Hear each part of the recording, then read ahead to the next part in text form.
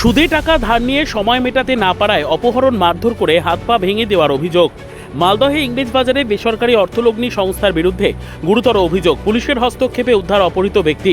অসুস্থ অবস্থায় ভর্তি করা হয়েছে মালদা মেডিকেল কলেজ ও হাসপাতালে। ঘটনার পর থেকেই বেপাত্তা অভিযুক্তরা। জানা গিয়েছে, মালদহের ইংরেজবাজারের বুড়াবুড়িতলার বাসিন্দা গোপাল ধরের স্ত্রী টুম্পা ধর বেসরকারি অর্থলগ্নি সংস্থার কাছ থেকে মাস তিনেক আগে 35,000 টাকা ধার নেন। কিন্তু প্রতি সপ্তাহে 1700 টাকা করে মেটানোর কথা ছিল।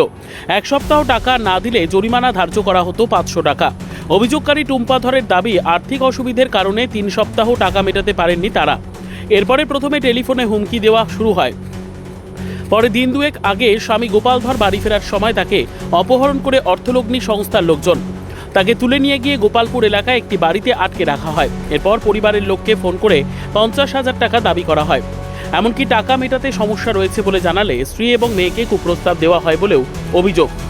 শেষে পুলিশের দ্বারস্থ হয় পরিবার। প্রথমে পুলিশ সেভাবে গুরুত্ব দেয়নি বলে অভিযোগ। পরে ইংরেজবাজারের বিজেপি বিধায়ক অম্লান ভাদুরীর হস্তক্ষেপে সক্রিয় হয় পুলিশ। গোপন ডেরায় হানা দিয়ে উদ্ধার করা হয় অপহৃতকে, যদিও তার উপর শারীরিক নির্যাতন চালানো হয় বলে দাবি। মারধর করে হাত পা ভেঙে দেওয়া হয়েছে বলে অভিযোগ পরিবারের। সংবাদটি নিবেদন করছেন স্বস্তিলোক উৎসব ভবন, গঙ্গারামপুর, দক্ষিণ দিনাজপুর।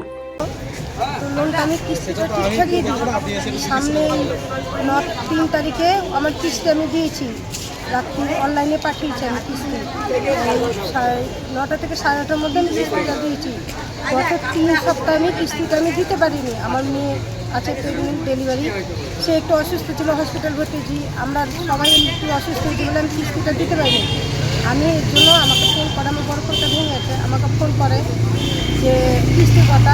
প্রথমে তো আমি বললাম আমি কিস্তিটা দিতে হবে না বাবা, কয়দিন পরে আমি তোমাকে দিয়ে দেবো, কিন্তু সুদটা নিবা 500 টাকা করে দিন।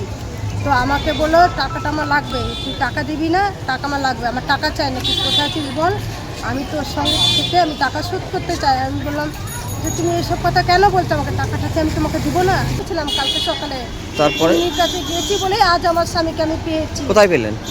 রাজমণ্ডলের অফিসেই নিয়ে এসেছিল। মারধর করেছে? হ্যাঁ, খুব মারধর করেছে, পায়ের হাড় ভেঙে দিয়েছে। আর কোথায় ভর্তি আছে? আর কোথায় ভর্তি আছে? মেডিকেল কলেজে ভর্তি আছে। কি চাইছেন?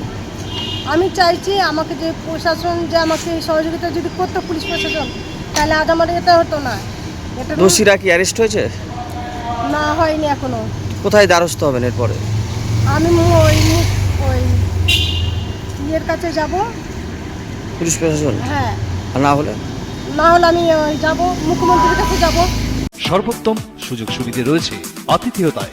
সুপরিচিত স্বস্তিলোক উৎসব ভবন, অতিথিদের যে কোনো অনুষ্ঠানের জন্য উপযুক্ত ওয়ান স্টপ ডেস্টিনেশন। আমরা আপনার বিশেষ অনুষ্ঠানটিকে অবিস্মরণীয় করে তুলি। স্বস্তিলোক উৎসব ভবন, শিববাড়ি রোড, গঙ্গারামপুর, দক্ষিণ দিনাজপুর। যে বিধায়ক পরিষেবা কেন্দ্র আছে সদরঘাটে, ওখানে একজন মহিলা আর একজন পুরুষ দুজনে মিলে এসেছিল। তারা দেখছি কান্নাকাটি করছে অফিসে। আমি জিজ্ঞেস করলাম কী হয়েছে মনে? বললো আমাদের এরকম একটা টাকা ধার নিয়েছিলাম সুদের, আমার স্বামীকে তুলে নিয়ে গেছে, দিয়ে মনে হয় মারধর করবে, কোনো খোঁজও পাচ্ছি না, কী অবস্থায় আছে বুঝতেও পারছি না। আমি বললাম থানায় করেছেন? বললো হ্যাঁ, থানায় একটা জিডি করেছি। আমি জিডি কপিটা দেখলাম। আমি সেই জিডি কপিটা নিয়ে আমি আইসির কাছে ফরওয়ার্ড করলাম। বললাম বিষয়টা দেখুন, সিরিয়াস বিষয়, কারণ বাড়ির লোক ওর ট্রেসও পাচ্ছে না, কী অবস্থায় আছে বুঝতেও পারছে না। তার পরবর্তীতে শুনলাম পুলিশ ব্যবস্থা নিয়েছে এবং যারা উঠিয়ে নিয়েছিল তাকে প্রচণ্ডভাবে মারধরও করেছে, হসপিটালে চিকিৎসা হয়েছে। তো আমরা এই ব্যাপারে জিরো টলারেন্স আছে। এইসব সুদখোর মানুষকে পথে বসিয়ে দেওয়ার যে পরিকল্পনা চলছে সারা গ্রাম শহর জুড়ে। ব্যুরো রিপোর্ট, উত্তর বাংলা সংবাদ।